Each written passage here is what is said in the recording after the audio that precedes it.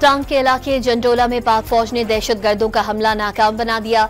Security जराये के मुताबिक खुदकुश bomber ने पोस्ट के करीब खुद को धमाके से उड़ा दिया। पाक फौज की बरवक्त जवाबी कार्रवाई में 10 दहशतगर्द मारे गए।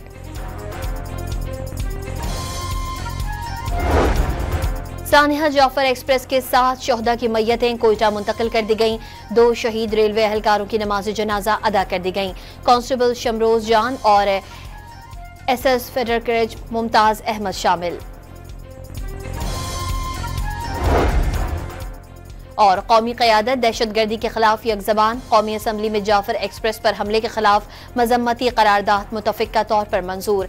दहशतगर्द कार्रवाइयों की पुरजोर मजम्मत। दहशतगर्दी को जड़ से उखाड़ फेंकने का अहद। सियासी रहनुमाओं का नेशनल एक्शन प्लान को असर-ए-नौ तरतीब देने और कुल जमाती कॉन्फ्रेंस बुलाने का मुतालबा।